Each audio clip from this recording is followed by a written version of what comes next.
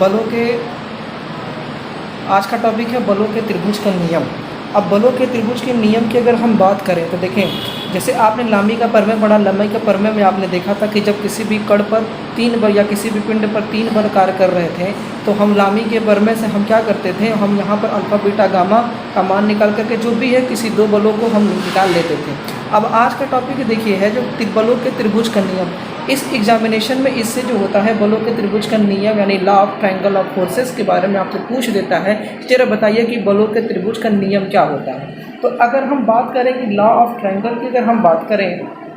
कि law of triangle का नियम होता क्या चीज़ है, तो इसमें भी देखिए जब ट्रायंगल की बात करें इसमें 3 भुजाएं होती हैं तो इसमें भी 3 बलों की केवल बात की जाएगी। तो आपका बलों के त्रिभुज का नियम क्या कहता है कि यदि किसी पिंड के किसी बिंदु पर लगे हुए 3 बल, यानी कि याद रखिएगा अगर बाई द वे कोई भी आपका कोई पिंड हो, मान लीजिए यहाँ पर कोई कण मान लेते हैं या कोई पिंड मान लेते हैं, मान लीजिए आपका एक पिंड है, इस पिंड पर मान लीजिए अगर एक बल आपका P काम कर रहा है और दूसरा बल जो आपका Q काम कर रहा है और तीसरा बल आपका एक R काम कर रहा है, माना जाए इनके बीच का कोण कोई ना कोई होगा, ये अल्फा हो गया, ये बीटा हो गया, ये आपका गामा हो गया, वो तो होगा ही होगा, जाहिर सी बात है। यानी बलों के त्रिभुज के नियम के अनुसार यदि किसी पिंड पर आपके 3 बल कार्य कर रहे हैं और बलों के परिमाण और दिशा में, यानी बलों का जो परिमाण मतलब P का जो मान होगा और ये जो डायरेक्शन दिया वो दिशा दिया है, परिमाण और दिशा में यदि एक त्रिभुज की क्रमागत भुजाओं द्वारा उसे प्रदर्शित किया जाए तो ये तीनों बल संतुलन की अवस्था में होंगे। जैसे इस नियम के अनुसार होता क्या चीज़ है, जैसे समझिएगा बात को, कह रहा है हम आपको इसको PDF बना करके जो उसका नोट से भेज देंगे, फिलहाल यहाँ आप समझिए। जैसे अगर किसी कण पर 3 बल काम कर रहा है, एक बल P काम कर रहा है, दूसरा बल Q काम कर रहा है, तीसरा बल आपका R काम कर रहा है, तो आपको कहना क्या है, जो परिमाण और दिशा उसकी देखनी है। जैसे P बल यहाँ काम कर रहा है इस दिशा में, तो अगर इस बलों को क्या करेंगे, किसी त्रिभुज की भुजाओं द्वारा अगर प्रदर्शित किया जाए और त्रिभुज की एक बंद आकृति अगर मिल जाती है तो इसका मतलब ये जो आपके बल काम कर रहे हैं वो सभी बल संतुलन की अवस्था में होंगे। एट एग्जाम्पल, जैसे यहाँ पर कोई बल P आपको देखिए इस डायरेक्शन में काम कर रहा, तो हम यहाँ पर इस डायरेक्शन में एक रेखा खींच दिए। अब इसके बाद जरा देखिए आपका यहाँ पर ये आपका क्यों आपका बल काम कर रहा है, कोई ना कोई एंगल ये अल्फा दिया है, तो हमको करना क्या होगा, जहाँ पर मान लीजिए अगर आपने इसे A माना, इसे B आपने माना, इस पर जो बल काम कर रहे हैं, इस पर जो आपके P बल काम कर रहे हैं, तो अब परिमाण और दिशा में हमने दिखाया। अब इस वाले को इस डायरेक्शन में जहाँ खत्म होता है इस डायरेक्शन से आप Q वाले बल को ऊपर की तरफ ले लीजिए, तो यहाँ पर आपने Q बल ले लिया। अब देखिए R आपका नीचे की तरफ गामा कोण पे काम कर रहा है, तो इसे जब आप लेकर के नीचे की तरफ अगर आप आते हो और आते वक्त अगर ये A पॉइंट से मैच कर गया आपका जो ये R वाला है, तो इस तरह जो ये आकृति मिल रही है एक बंद आकृति त्रिभुज की मिल रही है। तो अगर ये क्लोज डायग्राम बन गया तो इससे ये प्रूव होता है कि ये जो तीनों बल किसी कण पर या किसी पिंड पर कार्य कर रहे हैं तो ये ऐसा कर रहे हैं कि वो संतुलन की अवस्था में है।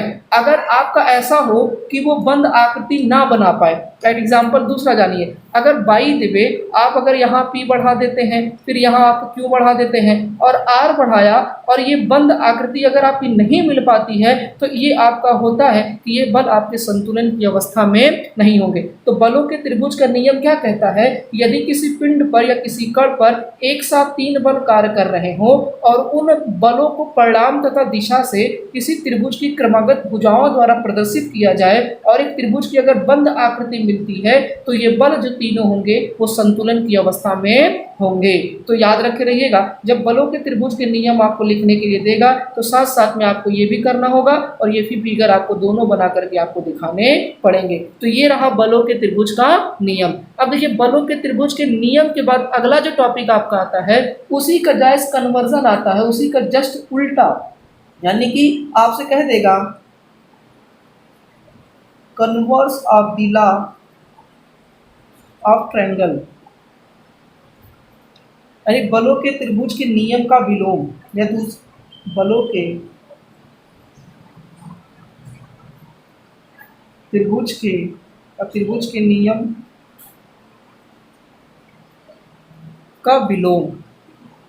जरा विलोम के बारे में जानिए। जैसे अब विलोम में क्या होगा, जैसे यहाँ पे बल काम कर रहा था तो आपको त्रिभुज मिल रहा था, तो आपको इससे जब ये त्रिभुज मिल रहा था तो आप कह रहे थे कि ये क्या है, तीनों बल अगर एक बंद आकृति आपकी क्लोज डायग्राम बन गया तो आप ये कह रहे थे कि इसका मतलब ये जो बल काम कर रहे हैं वो संतुलन की अवस्था में है। तो सेम प्रोसेस आपका इसमें भी होगा। इसमें आपका क्या होगा जरा ध्यान दीजिए, कहता ये है कि यदि किसी बिंदु पर लगे हुए तीनों बल, यानी कि आपका मान लीजिए यहाँ पर एक बल आपका जो P काम कर रहा था, दूसरा बल जो आपका Q काम कर रहा था, किसी न किसी कोण पर माना जाए अल्फा बीटा, वही लामी का परिमेय आप देख रहे होंगे, तो सेम वही चीज़ें हैं। लेकिन यहाँ पर आपको इसका नियम लिखना कि क्या त्रिभुज के नियम का क्या है, तो आपको पहला मैंने बताया बलों के त्रिभुज का नियम क्या है। तो अब जरा देखिए इसी का जस्ट अपोजिट, तो आपका अपोजिट दोनों में से कोई एक पूछ देता है कभी कभी एग्जामिनेशन में 5 नंबर के सवालों में। तो इसमें क्या है कि यदि किसी पिंड पर, यदि किसी कण पर एक साथ 3 बल लगे हुए हैं और वो संतुलन की अवस्था में है,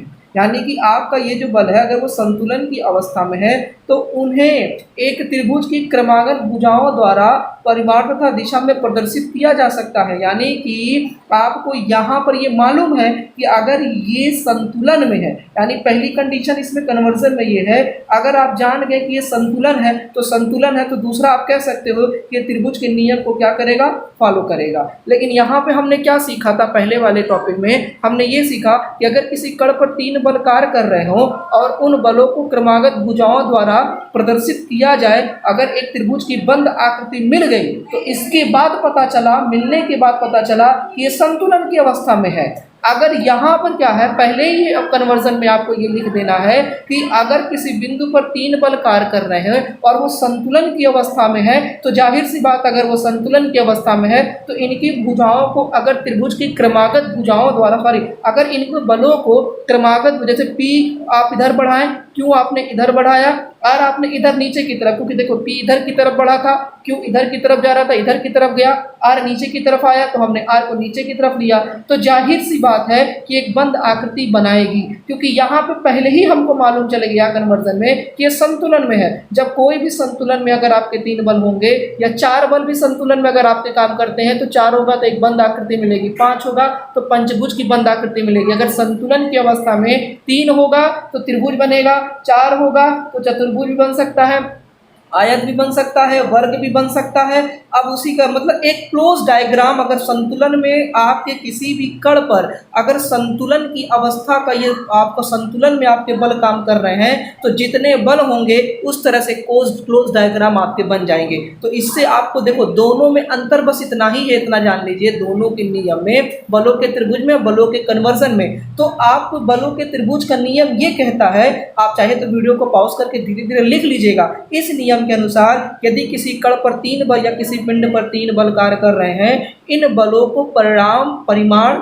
इन बलों के परिमाण तथा दिशा को अगर किसी त्रिभुज की क्रमागत भुजाओं द्वारा प्रदर्शित किया जाए, रिप्रेजेंट किया जाए और एक बंद आकृति अगर त्रिभुज की प्राप्त होती है तो ये जो बल तीनों काम कर रहे हैं वो संतुलन की अवस्था में है। ये त्रिभुज का नियम। अब कन्वर्जन क्या है कि आपको देखो लास्ट में पता चल रहा है जब बंद आकृति है तब संतुलन की अवस्था में है, लेकिन यहाँ जब कन्वर्जन की बात होगी तो कन्वर्जन में ये पहले से ही आपको शर्त में दे दिया जाएगा कि आपका जो बलों के त्रिभुज के नियम के विलोम में, यानी किसी कण पर अगर 3 बल कार्य कर रहे हो और वो पहले ही संतुलन की अवस्था में हो तो इन तीनों बलों को त्रिभुज की क्रमागत भुजाओं द्वारा प्रदर्शित किया जा सकता है और ये क्लोज डायग्राम बनेगा, क्योंकि वो पहले से कह दिया कि वो संतुलन की अवस्था में है। तो ये दोनों में बस इतना ही अंतर है कि बलों के त्रिभुज का नियम और बलों के त्रिभुज के नियम का विलोम में क्या आपका अंतर है। तो ये बलों के त्रिभुज के नियम का टॉपिक आपका खत्म हो गया। अगला जो टॉपिक आपका स्टार्ट होता है जिसे हम लोग कहते हैं वियोजन करना, विघटन करना। यानी अब जो आपका है, मैंने देखिए आपको जब टॉपिक पढ़ाया था तो आपको याद होगा हमने फोर्स एनालिसिस, यानी फोर्स एनालिसिस की मैंने डिफिनेशन जब आपको बताई थी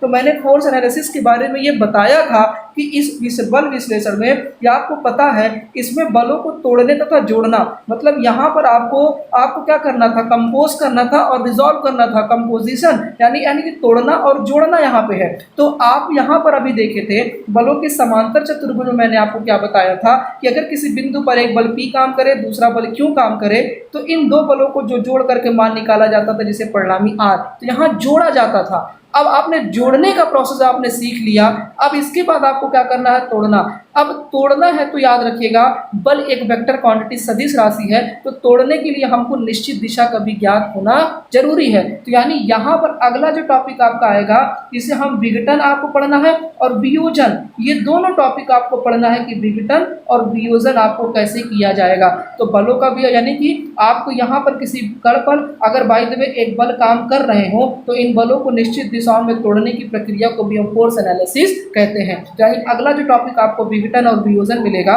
तो देखिए अब इस लेसन में एक इसके बाद वियोजन और विघटन के बाद जो टॉपिक आपका बन जाएगा पॉलीगॉन थ्योरम बन जाएगा, बच जाएगा। तो पॉलीगॉन थ्योरम आपका नहीं, बहुभुज का नियम आपका बच जाएगा। बहुभुज के नियम के बाद आपको अगला टॉपिक जो बच जाएगा वो आपका बच जाएगा लाइक पैरेलल फोर्सेज और अनलाइक पैरेलल फोर्सेज के बारे में आपको जानना होगा। और इसका डेरिवेशन भी होता है कि लाइक और लाइक सदृश या कह सकते हो समदिश असमदिश के बारे में। इसके बाद कंप्लीटली इस टॉपिक में जितने भी आपके टॉपिक हो गए यानी कि पहला दूसरा, यानी कि कहने का मतलब है केवल अब 3 टॉपिक आपके बच गए हैं। इसके बाद ये जो मैंने पहला लेसन आपका ऑनलाइन फोर्स एनालिसिस, यानी बुक में तो दूसरा लेसन दिया होगा, ये आपके पूरे के पूरे टॉपिक खत्म हो जाएंगे और इस पर केवल अब बच जाएंगे आपके केवल न्यूमेरिकल बच जाएंगे। उसके बाद आपका अगला लेसन स्टार्ट होगा। तो इस हफ्ते तक में भी ये पूरा लेसन आपका खत्म हो जाएगा। आज की वीडियो थोड़ी कम है लेकिन आप उसे समझिए और समझने के बाद जो आपको मैंने लामीस का प्रमेय का जो क्वेश्चन दिया है उस क्वेश्चन को लगाइए क्योंकि वो बहुत इंपॉर्टेंट है। आप जितने ही ज़्यादा क्वेश्चन पे आप दिमाग लगाएंगे,